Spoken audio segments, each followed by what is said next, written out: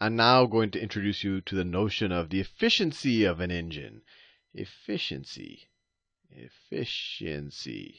of an engine. And it's represented by the Greek letter eta. So even though it sounds like an E, it looks like a kind of funny looking N. So Greek letter eta, this is efficiency. And efficiency as applies to engines is kind of similar to the way we use the word in our everyday life. If I said, how efficient are you with your time? I care about, what did you do in that hour that I gave you? Or if I said, how efficient are you with your money? I'd say, how much were you able to buy with that $100 I gave you? So efficiency with an engine is the same thing. What were you able to do with the stuff that I gave you? So in an engine, in the engine world, we define efficiency to be the work you did with the energy that I gave you to do the work, essentially. And in our Carnot world up here, this is all the stuff I had done before, what was the energy that I had given you? Well, the energy that I'd given you was the energy that came from this first reservoir up here. Remember, when we were removing the pebbles from A to B, we were removing the pebbles to keep it as a quasi-static process so that we could go back if we had to. So that the system stayed in equilibrium the whole time. If we didn't have this reservoir here, the temperature would have gone down because we're expanding the volume and all of that. So we had to keep that reservoir there. It added heat to the system. We figured out this multiple times. The heat added to the system was Q1. It was equivalent to the work we did over that time period. So it would have been the whole shaded region, not just what's inside the circle. But so the heat that we gave you was Q1. You later gave some heat back when some work was done for you. But what we care about is the heat that we were given. So in this case, it would be Q1. Q1. And what was the work that you did? Well, the net work that you did was a shaded area. It was the area inside of our Carnot cycle. So that's our definition for efficiency. It's always going to be a fraction. Sometimes it's given as a percentage where you just if this is 0.56, you would call that 56% efficient, which is essentially saying you're able to transfer 56% of the heat energy that you were given and turn that into useful work. And so it makes sense, at least in my head, that would be the definition for efficiency. Now let's see if we can play around with this and see how efficiency would play out with some of the variables we're dealing with in the Carnot cycle. So what was the work that we did? Well, we know our definition of internal energy. Our definition of internal energy has been more useful than you would have thought for such a simple equation. Our change in internal energy is the heat applied, the net heat applied to the system. Let's be careful here. Let me call it the net heat applied to the system minus the work done by the system, right?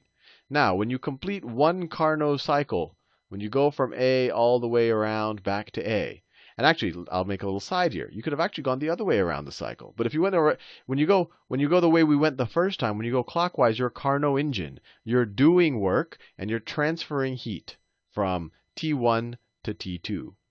If you went around the other way around the circle, you'd be a Carnot, essentially you'd be a Carnot refrigerator, where you would have work being done to you, and I'll touch on this in a second, and you'd be transferring energy the other way. And this will be important to our proof of why the Carnot engine is the best engine, at least theoretically, from an efficiency point of view, if efficiency is all you cared about. But anyway, that's what I was talking about. So if I go a complete cycle in this PV diagram and I end up back at A, what's my change in internal energy? It's 0. My change internal energy is a state variable, so my change in internal energy is 0. My change in entropy will also be 0. It's another state variable when I get from A back to A. So over the course of this cycle, we know that my change in internal energy is 0. What's the net heat applied to the system? What's the net heat applied to the system? Well, we apply Q1. Let me do it. We applied Q1 to the system, and then we took out Q2. Right? We gave that to the second reservoir. We gave that down there to T2, to that second reservoir. And then minus work, and all of this is equal to 0. This is the net. I just want to make it clear. This is the net heat applied to our system. So the work done by the system, we just add W to both sides of this equation, you get W is equal to Q1 minus Q2. So there we have it. Let's just substitute that back here. And instead of W, we can write Q1 minus Q2 as the numerator in our efficiency definition. And then the denominator is still Q1. And we could do a little bit of math. This simplifies. This is Q1. This is the heat we put into it. So it's the net heat we applied to the system divided by the heat we put into it. So this is equal to Q1 divided by Q1 is 1 minus Q2 over Q1. So once again, this is another interesting definition of efficiency. They're all algebraic manipulations using the definition of internal energy and whatever else. Now let's see if we can somehow relate efficiency to our temperatures. This is Q1 right there. So what were Q2 and Q1? What were they? What were their absolute values? Not looking at the signs of them. I mean, we know that it was Q2 was transferred out of the system. So if we said, Q2 in terms of the energy applied to the system, it would be a negative number. But if we just wanted to know the magnitude of Q2, what would it be in the magnitudes of Q1? Well, the magnitude of Q1, let me draw a new Carnot cycle just for cleanliness. I'll draw a little small one over here. That's my volume axis. That's my pressure axis. PV. I start here at some state, and then I go isothermally. What's a good color for an isothermal expansion? Oh, maybe purple. It's kind of, let's see, an isothermal expansion. I'm on an isotherm here. So I go down there, and I go to state, and I went down to state B. So this is A to B. And we know we were on an isotherm. This is when Q1 was added. This is when Q1 was added. This was an isotherm. If your temperature didn't change, your internal energy didn't change. And like I said before, if your internal energy is 0, then the heat applied to the system is the same as the work you did. They cancel each other out. That's why you got to 0. So this Q1 that we applied to the system, it must be equal to the work we did. And the work we did is just the area under this curve. We did this multiple times. And why is it the area under the curve? Because it's a bunch of rectangles of pressure times volume. Pressure times volume. And then you just add up all the rectangles, an infinite number of infinitely narrow rectangles, and you get the area.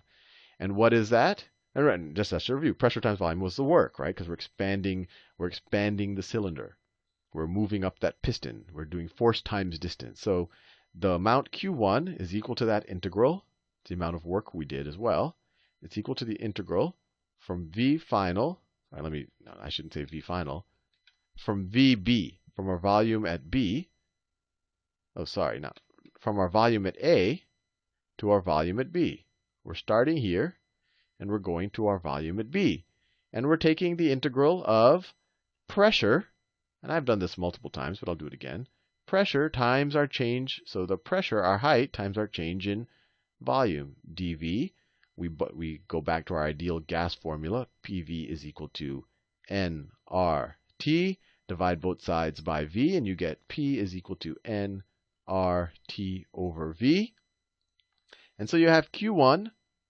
Q1 is equal to the integral of VA from VA to VB of this little thing over here. nRT over V dV. All of this stuff up here, these are all constants. Remember, we're on an isotherm. Our temperature isn't changing. We could write T1 there because that's our temperature. We're at T1. We're on a T1 isotherm right there because we're touching the T1 reservoir. But this is all a constant, so we can take it out of the equation. And then this, we've evaluated this multiple times, so I won't go into the mechanics of the integral. But so this is Q1 is equal to our constant terms, nRT1, times this definite integral. All we have left in the integral is 1 over v. The antiderivative of that is natural log, and then you evaluate at the two boundaries. So you get the natural log of VB minus VA, which is the same thing as the natural log of VB over VA. Fair enough. This right here is Q1. All right, now what is Q2? Q2 was this part of the Carnot cycle. Q2 was when we went from C to D, right? We went from C to D. So the Q2, the magnitude of Q2, is the area under this curve right here. It's the area under this curve. Now, this is the work done to the system, so that's why we subtracted it out when we wanted to know the net work done by the system, and we ended up with this area over here when you subtracted this as well over here on this side. But if we just want to know the magnitude of Q2, we just take the integral. We just take the integral under this curve. And what's the integral under that curve? What's the integral? This is the heat out of the system. The heat that had to be pushed out of the system as work was done to it. So that integral, so we could just say the magnitude of Q2, I'll do it over here. Q2 is equal to, the same exact logic applies. The boundaries are different. We're now going from, and remember, when we cared about the direction, I would say I'm going from VC to VD. But if I just want to know the absolute value of that area, because I just want to know the magnitude, I could go from VC to VD and just take the absolute value of it. Or I could just go from VD to VC and I'd get a positive area. So let me just do that. So it's the integral from VD to VC. Remember, the cycle we went from VC to VD, but I just want the absolute value. I want this to be positive, so I'm turning it the other way of P dV. And we do the exact same math there. You get Q2 is equal to NR. This time the temperature is T2. We're on a T2 reservoir. Times the natural log. And this time, what's it going to be? Times the natural log of, instead of VB over VA, it's going to be VC divided by VD. VC divided by VD. Now, let's use these two pieces of information and substitute them back into that result for efficiency we just got. We just learned that we could also write the efficiency of an engine to be equal to 1 minus Q, let's look back at it. 1 minus Q2 over Q1. 1 minus Q2 over Q1. So let's substitute Q2 there and Q1 over here. And what do you get? You get the efficiency of your engine is equal to 1 minus Q2 is this expression over here. nRT2 times the natural log of VC over VD. All of that divided by Q1, which is this one over here. nRT1 times the natural log of VB over VA. Now, we can do a little bit of canceling. Obviously, the n and the r's cancel. Those cancel. And now we have these natural logs and all of that. But I had a whole video dedicated to show you that VC over VD is equal to VB over VA. Now, if we know that these are equal, then this is equal to this. So the natural logs of them are equal. So we can just divide. And what are we left with? We're left with the fact that efficiency can also be written as 1 minus T2 over T1 for a Carnot engine. For a Carnot engine. Remember, this time, what we did over here, this applied to any engine. This was just a little bit of math and the definition of what work is and well, I won't go too much into it right now. But this is for a Carnot engine, right? Because we did a little bit of work here that involved the Carnot cycle. But this is a pretty important outcome because we're going to show that the Carnot engine in the next video is actually the most efficient engine that can ever be attained. And we have to be very careful about that. That when we say efficient, it means that between two temperature sources, you can't get a more efficient engine between those two temperature sources than the Carnot engine. Now, I'm not saying it's the best engine or it's a practical engine or you'd want it to power your lawnmower or your jet plane. I'm just saying that it's the most efficient engine between these two temperature reservoirs. And I'll show you that in the